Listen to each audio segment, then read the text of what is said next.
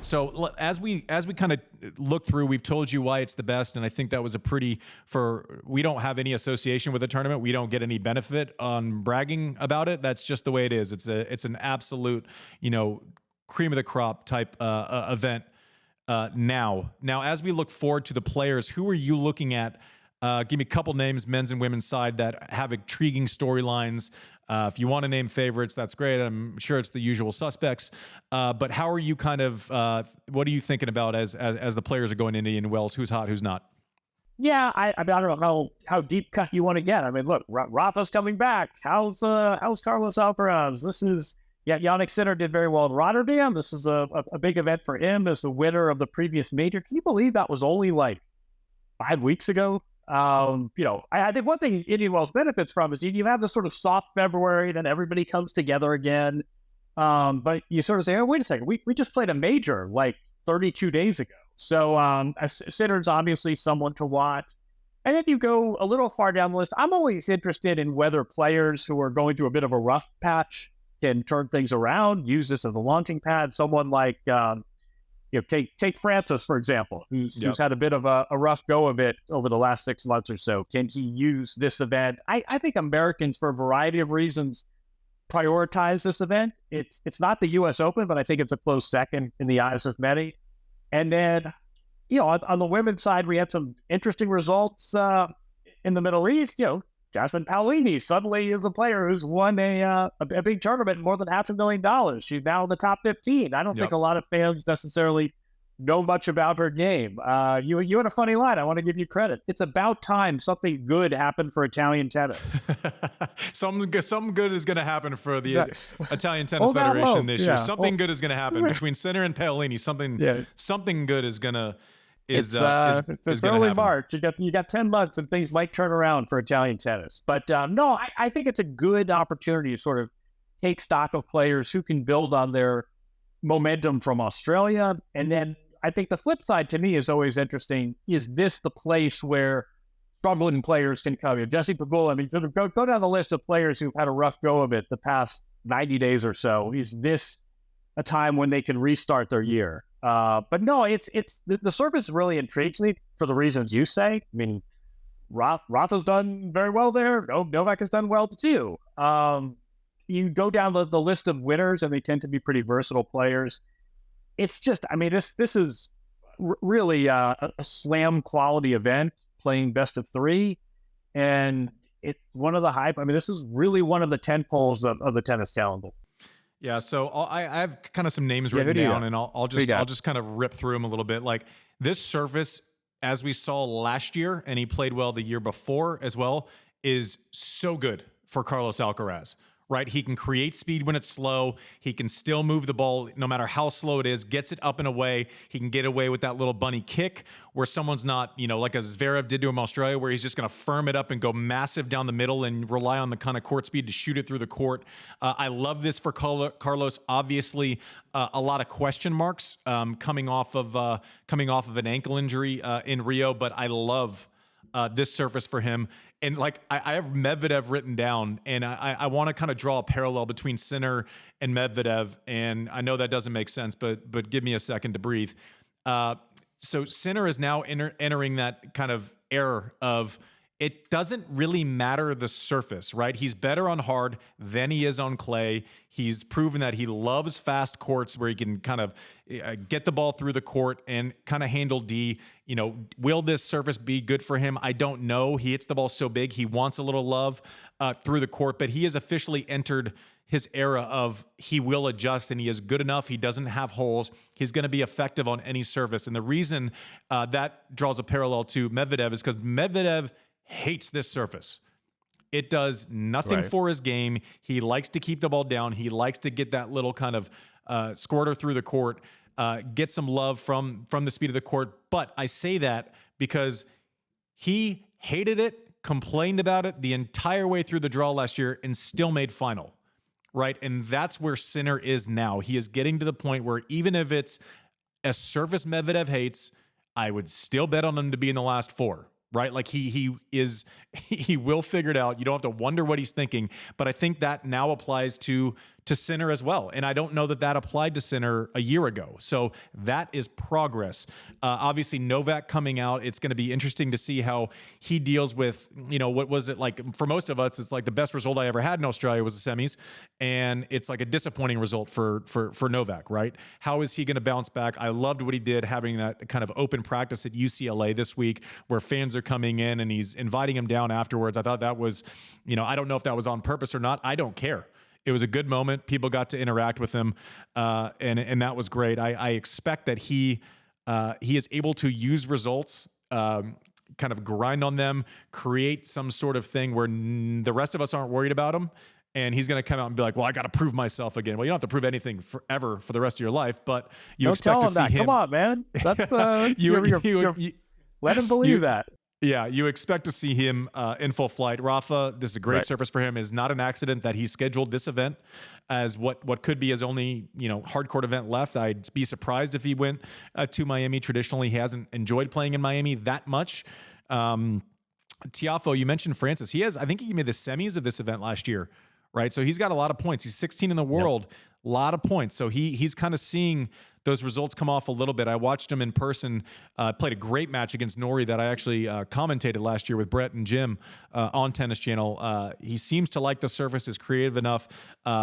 Taylor Fritz obviously loves it. I'm curious to see, Fritz won it a couple years ago. We need to always mention that when talking about this event and him.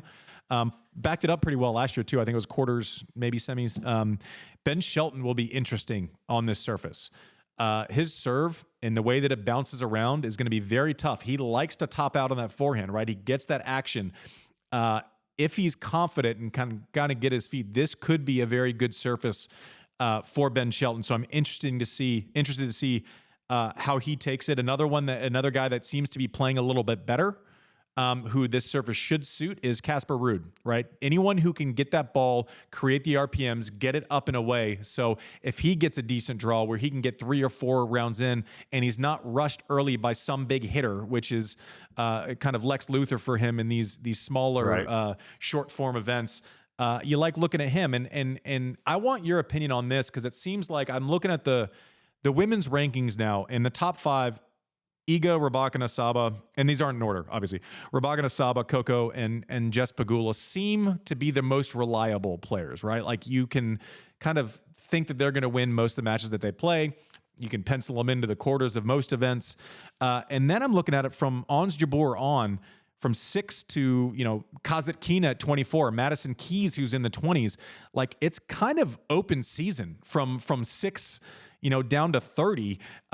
We see Paolini coming through and winning a 1,000. I think there are a lot of outlier results to be had, maybe more so on the women's side of the game right now than the men's side of the game. Is that wrong? No, 100% right. And I would, I'd go a step further and say, kind of ideal. I like this. I think, sometimes we have this discussion. I think we need to remember just best of 5 versus best of 3. It's really boring to talk about statistics, but if you only have best of 3, you're going to have a lot more variability, right? I mean, it takes less sets to pull off an upset, so it stands to reason the field is going to be more open. I think you're right, though. I think you should have this congestion pricing, right? We've got this bunch at the top. They're reliable. They've got some nice little rivalries within them, and it goes back and forth, right? I mean, 5 weeks ago, we were talking about Sabalenka coming off this great title defense in Australia, kind of retreated a little bit. Iga won her match, but then lost to a qualifier. So this is sort of a work in progress. And then I think you're right. After, I'd say, the top 5 or 6, I'm not sure what the variance is between number 7 and number 40. We've seen events, Paolini we have a big event in the Middle East, a lot of money on the line, and we get a final of Kalinskaya versus Paolini. And Paolini ends up winning. So, yeah, I mean, I think that once you get past that top 4, that the field really opens up. And then we have these, Naomi Osaka's won Indian Wells before. It'll be interesting to see what the state of her game is. But I think, honestly, I think it's kind of ideal. I think there's something to be said for a consistent few players at the top. And then we also have this great element of surprise. This is always going on concurrent with March Madness. And I always think there's, at least with Miami and Indian Wells, there's a lot of similarity, right? It's different state, it's different sites, and they have different vibes. And you've got your top seeds and your favorites, and then you've got a lot of one-shining moment sleepers. And it's tough at Indian Wells. You sort of go through the draw. I'm not sure there've been huge surprises. I don't think a qualifier is going to win. But if Jasmine Paolini, to pick a name from the recency effect, gets hot, takes down a few seeds, maybe gets a few breaks from the draw, takes advantage of this surface that you talked about, sort of it's gritty, you have this climate variance. I think it's entirely possible we could have a surprise winner, and I'm not sure that's such a bad thing. Yeah, but the only counter I would have to that line of thinking is that the top 4 women, this surface should benefit. Iga Swiatek, when she has time on the forehand side and can't get, she's great. Yeah, can't get buried to that forehand side with pace, which it's tough to go flat through this court. So therefore, automatically, it's tougher to get through to her forehand. And when she has time on the forehand, I think it's the best in the world defensively on the forehand. Maybe not so much. So you can't just lazily say good forehand, good backhand. Like it does require a little bit of nuance, but this surface should be good for her. She's great at creating speed off of a dead slow ball. Rybakina obviously won it last year, and you wouldn't think she hits it flat and through the court, but the ball also doesn't get up as high on her. What is she, 6'1" or 6'2"? So she can handle the ball getting up and away better than most. Sabalenka, we talked about Medvedev. She can play on anything, I think now. I don't think it really matters. I just think she's that good. Coco, that roller derby forehand, I think she'll be able to find a little bit more space with that, and also the threat of people going through that forehand side with pace, similar to Iga, will be largely muted, or at least a little bit more muted. So I do like those top 4. I do expect to see them definitely in business at this event. Jess Pegula will be interesting. Exited Australia a little bit early, came back, worked on some things. Recent partnership they just announced with Mark Knowles and Mark Merklin, kind of doing a hybrid situation. I know she's been at home working on serve a little bit and doing some other things. I thought it was really smart scheduling for her to play at 250, the 500 in San Diego. Get some matches in there before rolling into to Indian Wells. I don't know that this service does the favors for her game, kind of hitting ball striking through the court flat, and obviously it's a little bit easier to get the ball up on 5'6" or 5'7" than it is 6'2" simply. So, but I'm going to be interested to see how that new coaching dynamic works with Jess. I think she made great hires, so it'll be interesting to see how that goes. But lots to look forward to at Indian Wells. It's just got to be 2 of the best weeks of the ATP and WTA season. I know. On day one, you can always tell certain events, like the last event of the year, half the draw is already grumpy because it's been a long season. Everyone always shows up to that first day in Indian Wells. You're getting everyone's most polite handshake the first day of Indian Wells. Everyone's kind of in a good mood. So we look forward to that. There'll be a ton to talk about a week from now about it also, because the tournament won't be very deep in. So we'll be able to analyze that a little bit more on next week's show.